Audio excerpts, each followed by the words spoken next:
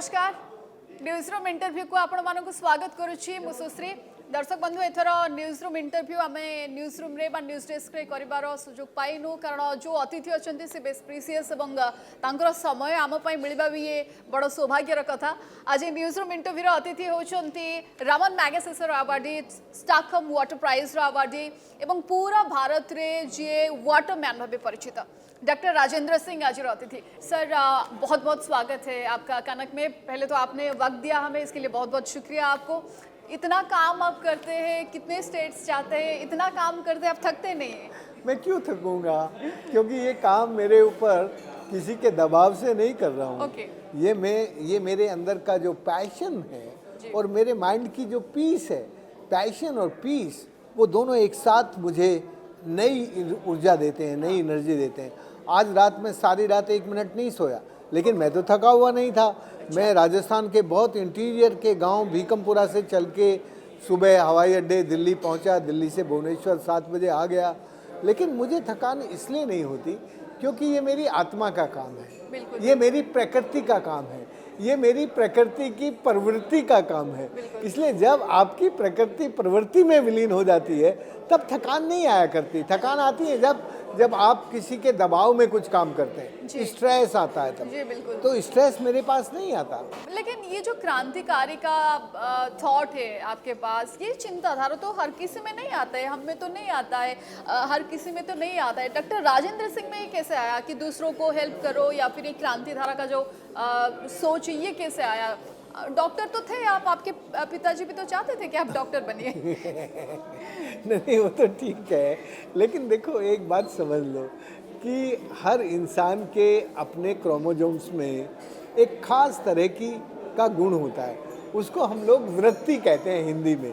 वो जिस व्यक्ति को अपनी वृत्ति की पहचान हो जाती है, फिर वो अपने तरीके से जीने लगता है, और फिर जब वो अपनी तरीके से जीने लगता है तो उसके कामों में क्रांति आती है। पहले वो क्रांति जिसे हम कहते हैं उसको वैचारिक क्रांति होती है, फिर हाथों से जब वो काम करने लगता है तो उससे परिवर्तन आता है, और फिर वो जो परिवर्तन है वो नेचर का और ह्यूमन काइंड का रिजुविनेशन करता है। आज उड़ीसा को सबसे ज़्यादा इस रिजुविनेशन की ज़रूरत है। आपका उड़ीसा विकास के नाम पर बहुत तेज गति से दौड़ रहा है, लेकिन ये विकास विनाश करने वाला है। उड़ीसा को विकास नहीं चाहिए, उड़ीसा को रिजुविनेशन चाहिए। उड़ीसा एक समृद्ध सुंदर राज्य था, एक सुंदर समृद्ध राज्य फिर वैसा ही सुंदर और समृद्ध राज्य बने, उसके लिए तो नेचर का रिजुविनेशन और ह्यूमन काइंड का रिजुविनेशन, ये दोनों की जरूरत होती है। संकट कहाँ कहाँ देखते हैं आप? जब आप वाटर कंजर्वेशन में बहुत सारे काम आप कर चुके हैं, बहुत सारे सफल प्रयोग भी आप कर चुके हैं, उड़ीसा के नदियों के संदर्भ में जब आप देखते हैं कौन कौन से कितने नदी अभी संकट में है, और ये जो विकास की बात आप कर रहे हैं, विनाश की बात आप कर रहे हैं, कौन से नदी अभी संकट में है आप देख रहे हैं? सिर्फ महानदी की तो बात है नहीं। देखो ये जो उड़ीसा की सारी नदियां हैं ना, इस वक्त आईसीयू में भर्ती हैं, और उनको बहुत ज़्यादा केयर की ज़रूरत है। यदि उन नदियों को बचाना है तो बहुत तेज़ी से उसके बेटे बेटियों को सबको मिलके, नदी के बेटे बेटियां वही होते हैं जो उसके किनारे जन्मते हैं, तो उन सबको सीरियसली, जैसे डॉक्टर आईसीयू के पेशेंट का इलाज करता है, वैसे ही नदी के डॉक्टर को आईसीयू में, मतलब आप क्या बोलना चाहते हैं? इसको थोड़ा अभी जैसे मैं विस्तार से बताता हूँ। सिर्फ नदी का जल स्तर कम हो रहा है, प्रदूषण बढ़ रहा है, इसके वजह से आप बोल रहे हैं कि आईसीयू में? बिल्कुल। मैं अभी पिछले 2 महीने पहले वैतरणी नदी गया। वैतरणी नदी एक शुद्ध सदा नीरा होकर एक पवित्र नदी की तरह, एक होली रिवर की तरह बहती थी। जी बिल्कुल। और लोग अच्छी खेती करते थे, खुश थे। अभी क्या हुआ, वैतरणी नदी के सारे पानी को ये जो आयरन ओवर की कंपनियां हैं, इन्होंने पाइप में बंद करके और अपनी कंपनियों में ले गए। तो नदी में तो एक बूंद पानी नहीं आ रहा है। जो नदी में पानी आता है वो केवल शहरों का गंदा पानी आता है, सुएज वाटर आता है, या इंडस्ट्री का एफिलेंट पानी आता है। तो जो नदी का शरीर था, जो नदी की रचना थी, वो तो नेचुरल थी। नेचुरल पानी था, नेचुरल सिल्ट थी, नेचुरल किनारे थे, नेचुरल जंगल थे। अभी तो वो सारी लोहे के पाइप में बंद होकर इंडस्ट्री का जो वेस्ट है, उसको पाइप में ले जाके समुद्र में डालती है। तो जो नदी अपनी आज़ादी से बहने के लिए बनी थी, वो नदी आपने आईसीयू में भर्ती कर दी। नहीं, ये बात सिर्फ बैतरणी की है या फिर ब्राह्मणी की है, महानदी की है कि बाकी सारे सब लेवल का सब भी नदियों का यही हाल है। इस वक्त उड़ीसा की सारी नदियों का हाल बेहाल है। पर हम तो बात विकसित ओडिशा के कर रहे हैं ना, जहां हम 2036 तक हमारा जो गोल है उसको अचीव करने की बात करें, विकसित ओडिशा की बात करें। विकास तो जरूरी है। देखो, ये विकास नहीं है, ये विनाश है। विकास जो है वो बिना विस्थापन के होता है।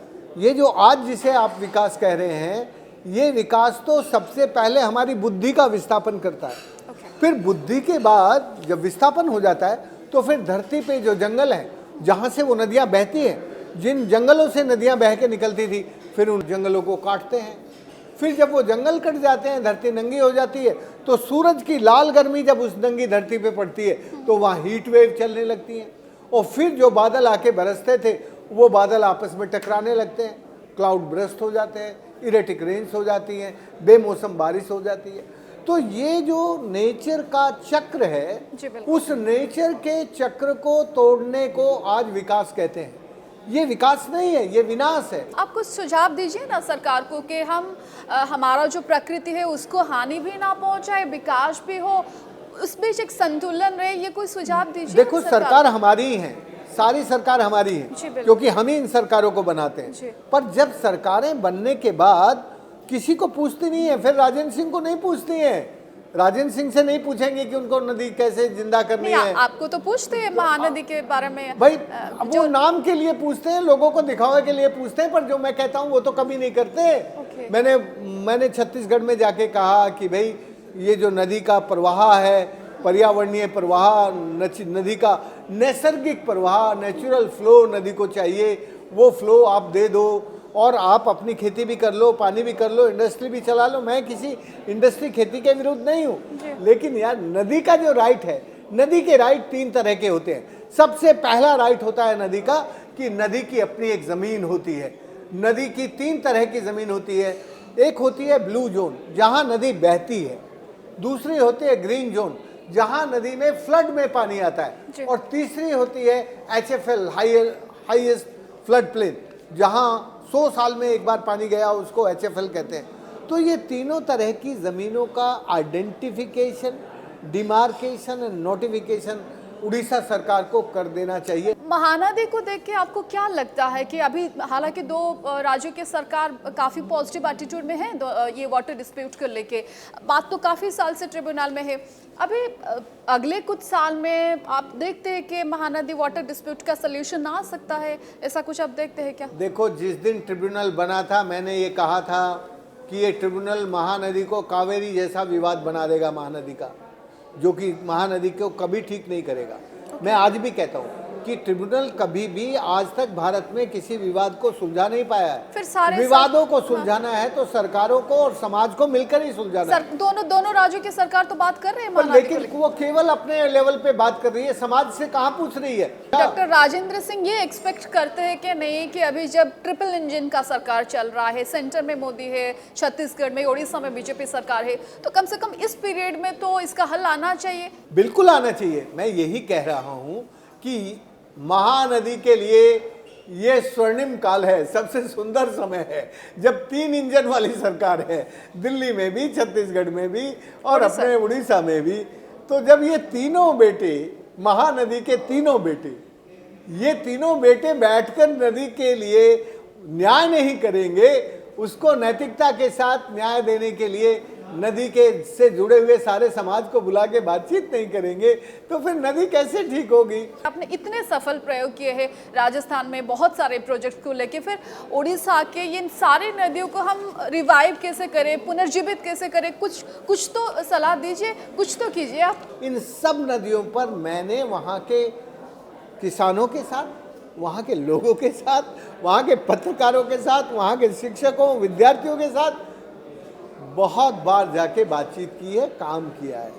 और कुछ जगह तो हमने जल संरक्षण के काम भी किए। लोग जानते मानते भी हैं, लेकिन लोगों के साथ साथ सरकारों का भी ये दायित्व होता है कि जहाँ समस्या है उस समस्या के समाधान के लिए जो लोग इन समस्याओं का समाधान कर रहे हैं देश में, भाई मुझे तो 50 साल हो गए, मैं केवल नदी के लिए काम करता हूँ। सर मोहब्बत है आपको पानी से, नदियों से?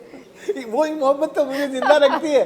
पानी की मोहब्बत, नदी की मोहब्बत मुझे जवान बना के रखती है। डॉक्टर राजेंद्र सिंह ने किसी और से मोहब्बत की है या फिर पूरी जिंदगी पानी और नदियों से मोहब्बत की है आपने? मेरे लिए नदी और पानी की मोहब्बत से बड़ी और कोई मोहब्बत नहीं है। और ये मोहब्बत मुझे तरुणाई में हो गई थी पानी से, और जब मैं जवान हुआ तो और ज़्यादा मैच्योर हो गया कि अरे यार यही तो काम है करने के लिए।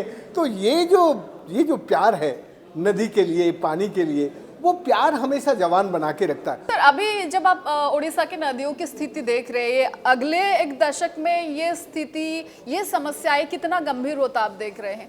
देखो, मैं ये कहता हूँ कि यदि इन नदियों को अभी ठीक नहीं किया गया तो उड़ीसा का जीवन दूभर हो जाएगा। इसलिए हमें हमारी उड़ीसा सरकार को और उड़ीसा के समाज को, दोनों को मिलकर, राज समाज और उड़ीसा के संतों को और आप जैसे नदियों को प्यार करने वाले जवानों को, सबको मिलकर नदियों के लिए कुछ करना चाहिए। सर 1 2 3 फॉर्मूला तक कुछ दीजिए कम से कम। जब हम सरकार की बात करते हैं, हम अपने स्तर से हमारे एनवायरनमेंट को, हमारे नदी को कैसे सुरक्षित रख सके, कुछ तो टिप्स दीजिए। देखिए, बहुत सिंपल तरीका है नदी को पुनर्जीवित करने का, रिजुनेट करने का, अविरल निर्मल बनाने का। 5 बातें समझ लेनी चाहिए। एक तो जहां उसमें वर्षा के जल से यदि वो नदी बनी है तो ऊपर से नदी के पानी के साथ सिल्ट ना आए, उसके कैचमेंट में जंगल हो, हरियाली हो, घास हो, तो ऊपर की सिल्ट नहीं आएगी, सिल्ट रुक जाएगी। नंबर 1, जब वो पानी नीचे आता है नदी में तो वो दौड़कर नीचे की तरफ आ जाता है। तो नदी का पानी धीरे धीरे चले। उड़ीसा को ड्राउट एंड फ्लड फ्री करना है तो उड़ीसा के फ्लो को स्लो करना होगा। उड़ीसा की नदियों के फ्लो को स्लो किए बिना उड़ीसा को बाढ़ सुखाड़ मुक्त नहीं कर सकते। अभी तुम्हारे राज्य में इंडस्ट्रीज बहुत पावरफुल है जी। अभी उड़ीसा की जो डेमोक्रेसी है ना, वो पीपल्स डेमोक्रेसी नहीं है। उड़ीसा की डेमोक्रेसी कॉर्पोरेट डेमोक्रेसी है। तो जब कॉर्पोरेट डेमोक्रेसी होती है तो फिर पीपल्स से पूछा नहीं जाता। माफ करना, मुझे सच बोलने की आदत है, मैं कोई इधर तो आप क्या बोलते हैं, जो अर्बनाइजेशन हम कर रहे हैं, इंडस्ट्रियलाइजेशन कर रहे हैं या फिर खनन काम कर रहे हैं, ज़्यादा से ज़्यादा नदियों के लिए घातक हो रहा है? सबसे ज़्यादा घातक माइनिंग है। नदी के कैचमेंट में जो माइनिंग है, फ्लो जोन में जो माइनिंग है। दूसरा जो अर्बनाइजेशन है, अर्बनाइजेशन में जितना भी सुएज है और इंडस्ट्री का एफिलेंट है, वो जब नदी में डालते हैं तो नदी का पानी, जैसे तुमने देखा होगा ना, तुम्हारे घर में दही जमती है जी, बिल्कुल। खूब सारा दूध होता है, उसमें थोड़ा सा जामिन डालते हैं और पूरा दूध जो है वो दही बन जाता है। ऐसे ही ये बहती हुई नदी का सारा पानी, थोड़ा भी एफिलेंट पानी, थोड़ा गंदा पानी उसमें मिल जाता है तो सारी नदी को गंदा कर देता है। इसलिए मैंने हर समय ये कहा कि गंदे पानी को अलग रख के ट्रीट करो, अच्छे पानी को अलग रखो। हम अपने स्तर से पर्सनली जो कर सकते हैं पर्यावरण को लेके, क्योंकि क्लाइमेट चेंज इतना एक्सट्रीमली हो रहा है, हम वो कर ही नहीं रहे। हम तो सिर्फ देख रहे हैं अपने डेवलपमेंट के बारे में, हम तो सिर्फ देख रहे हैं हमारे कंफर्ट के बारे में। एक एक कदम भी हम नहीं उठा रहे इसके तरफ कि हम कैसे क्लाइमेट चेंज या फिर ग्लोबल वार्मिंग इतने स्तर से बढ़ रहा है, उसको हम थोड़ा सा भी कंट्रीब्यूट कर सके, ये तो हम सोच ही नहीं रहे। ये जो क्लाइमेटिक इमरजेंसी है, इसको मैंने 10,800 स्क्वायर किलोमीटर ज़मीन पर क्लाइमेटिक इमरजेंसी को क्लाइमेटिक अनुकरण एंड उन्मूलन करने का काम किया पिछले 50 सालों में। जहाँ बारिश नहीं होती थी, अब बहुत अच्छी बारिश होती है। तो ये जो बदलाव के काम हैं, ये मेरे जैसा आदमी जो सरकार में नहीं है, जो सरकार के साधनों पर ना पुलिस पे, ना आर्मी पे, ना जुडिशरी पे, किसी पे जिसका कोई कंट्रोल नहीं है जी। वो यदि 10,800 स्क्वायर किलोमीटर जमीन, स्क्वायर किलोमीटर 10,800 स्क्वायर किलोमीटर जमीन जो पहले डार्क जोन थी, जहाँ बारिश नहीं होती थी, जी। वहाँ अब अच्छी बारिश होती है। तो ये जो बड़ा परिवर्तन है, ये बड़ा परिवर्तन राजेंद्र सिंह अकेला नहीं कर सकता, लोगों ने किया। मैंने लोगों को तैयार किया, पहले वहाँ की महिलाओं को तैयार किया, फिर लोगों को तैयार किया। उसके कारण एक बड़ा बदलाव आया। ये जो वैचारिक क्रांति है ना, ये वैचारिक क्रांति यदि रिजुनेशन पे जाके रुकती है तो फिर नदियों का सस्टेनेबल डेवलपमेंट उसमें से निकल आता है। हमारे नदियों में, उड़ीसा के नदियों को अगर हम रिजुविनेट करने की बात कर रहे हैं तो क्या क्या पारंपरिक विधि है, टेक्निक्स है जिनको हम फॉलो कर सकते हैं, जैसे जोहाड़ हो या फिर बांध की बात। बांध को तो आप विरोध ही करते हैं, डैम को आप विरोध करते हैं, पर कुछ और टेक्निक जो पारंपरिक हो या फिर मॉडर्न हो जिसको हम फॉलो कर सकते हैं इसको रिजुविनेट करने के लिए? उड़ीसा परंपरागत ज्ञान का, इंडिजिनस नॉलेज सिस्टम का सबसे ऊपर वाला राज्य है। भारत में अभी भी इस बिगड़े हुए हालात में भी इंडिजिनस नॉलेज सिस्टम में जिस राज्य को मैं आगे मानता हूँ वो उड़ीसा है। क्यों? क्योंकि नदियों का जहाँ उद्गम है वहाँ उड़ीसा के लोग नदियों की पूजा करते हैं। ये बात अलग है कि गंदगी वहीं डाल के आ जाते हैं। ये गंदगी आधुनिक विकास की गंदगी है, ये गंदगी उनकी नहीं है, ये IKS की गंदगी नहीं है, ये आधुनिक विकास की गंदगी है।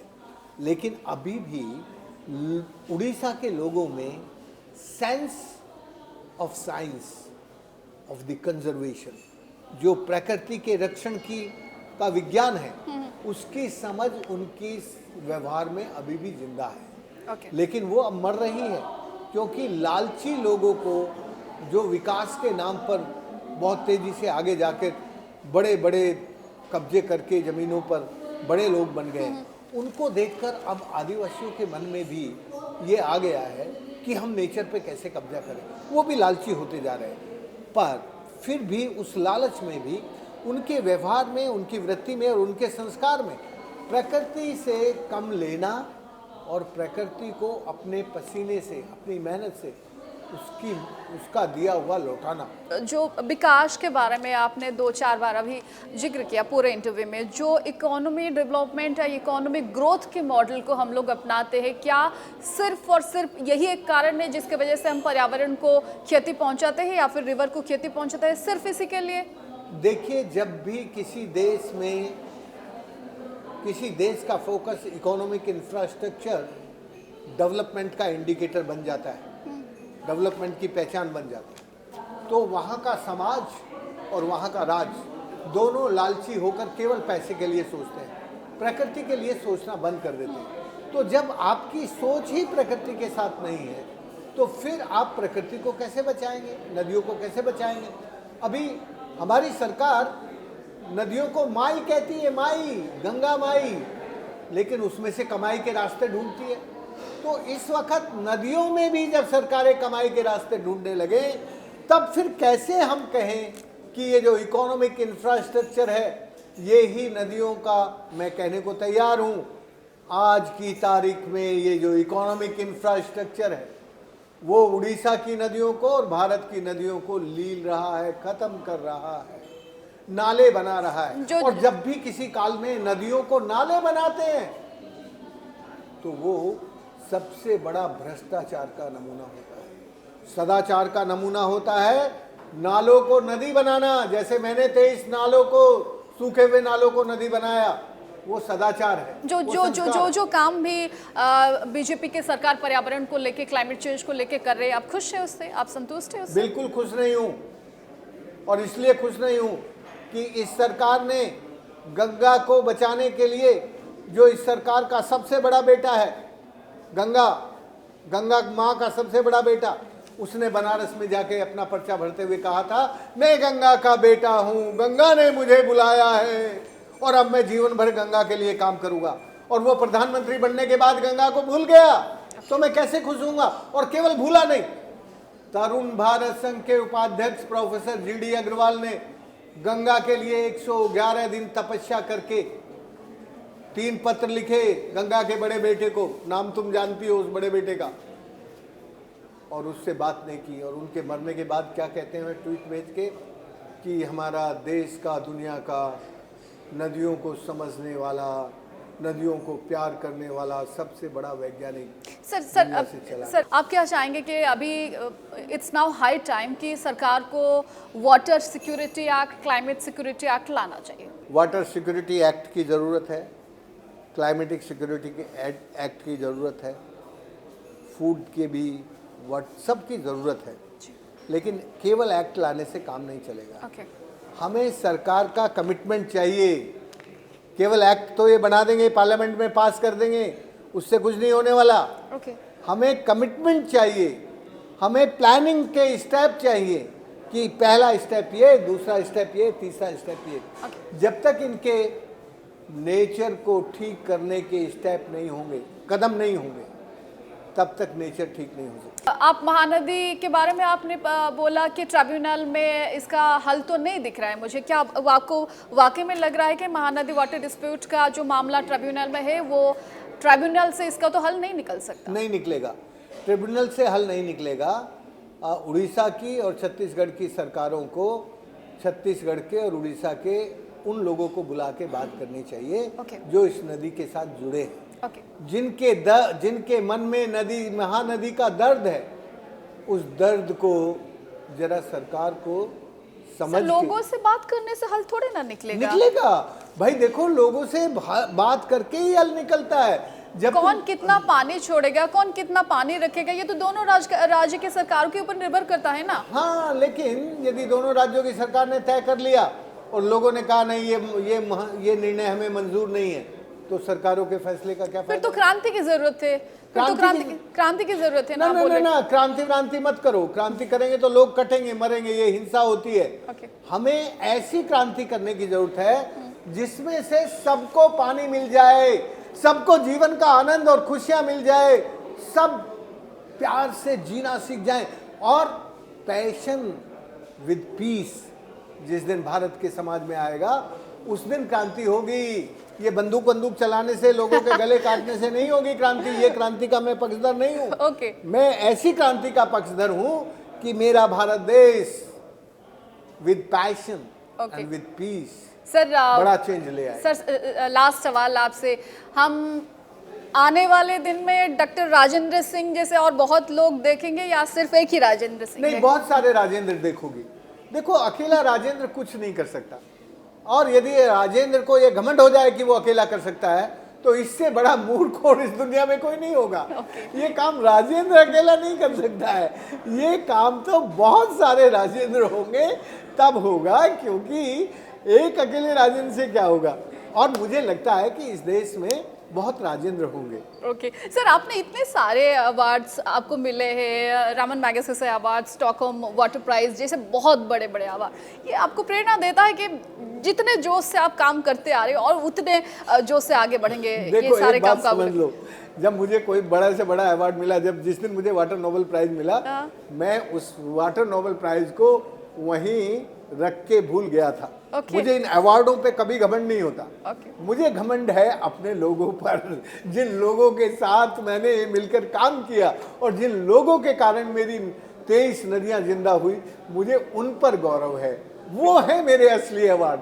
ये तो क्या है, ये तो ठीक है। ये बड़प्पन है आपका सर, ये आपका बड़प्पन है। Sir, thank you so much for joining us. आप इतने बिजी है, उसके बावजूद भी आपने हमें वक्त दिया। Thank you so much. और आप ऐसे बहुत काम आगे लेके जाइए और हमारे ओडिशा के लिए महानदी, बाकी सारी नदियों के लिए कुछ करेंगे, ये तो होप तो डॉक्टर राजेंद्र सिंह से हमें रहेगा। Sir, thank you so much for joining us. Thank you so much.